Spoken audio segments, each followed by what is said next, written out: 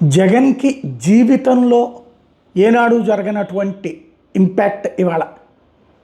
వాస్తవంగా గతంలో తెలుగుదేశం పార్టీ అధినేత చంద్రబాబు ఇంటి ముందు ధర్నా చేయడానికి వైఎస్ఆర్ కాంగ్రెస్ పార్టీ ఎమ్మెల్యేగా ఉన్న జోగి రమేష్ వెళ్ళటం, ఆ సందర్భంలో తన మీదకి ఇది వీళ్ళు దాడి చేశారని ఇప్పుడు ఆ కేసు నడుస్తుంది కదా.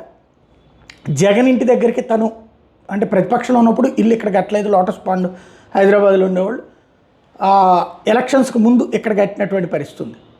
ఇప్పుడు జగన్కి వచ్చేటప్పటికి తన ఇంటి దగ్గర ఇంతకాలం అంటే తను ఇక్కడ ఇంట్లో గృహప్రవేశం చేసిన తర్వాత ఎలక్షన్స్లో తను గెలవడంతో అధికారంలోకి రావడం, అప్పటి నుంచి కూడా సంపూర్ణ రక్షణతో ఉండేది.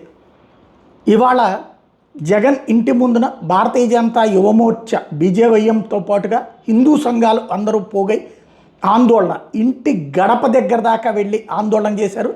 జగన్ క్షమాపణ చెప్పాలి, జగన్ని అరెస్ట్ చేయాలి అని నినదించారు.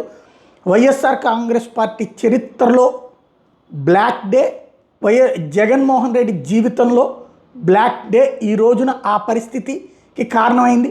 జగన్ తిరుమల తిరుపతి దేవస్థానం ఇష్యూని చాలా లైట్గా తీసుకుంటూ మొన్న ఒక స్టేట్మెంట్ ఇచ్చారు, అయిపోయింది. అంతేగాని టీటీడీ బోర్డు మెంబర్లను పిలిపించి మాట్లాడటం, వాళ్ళందరితో చెప్పించడం అసలు ఏం జరిగింది అన్నటువంటిది, ఆనాడు ఈవోగా ఉన్నటువంటి ధర్మారెడ్డిని పిలిపించి మాట్లాడటం, వాళ్ళందరితో చెప్పించడం ఏం లేదు. వాళ్ళు అన్నారు మా మీద కుట్ర చేశారు, అయిపోయింది. కానీ ఏదైతే ప్రజలందరూ కూడా ప్రపంచవ్యాప్తంగా నమ్ముతున్నటువంటి నేపథ్యంలో దానికి సంబంధించిన స్పష్టత ఇవ్వడంలో కానీ వివరణ ఇవ్వడంలో కానీ వైఫల్యం, ఆ ఆగ్రహం ప్రజలలో క్రమక్రమంగా పెరుగుతోంది. పర్యవసానం ఇవాళ జగన్మోహన్ రెడ్డి అనుభవించారు.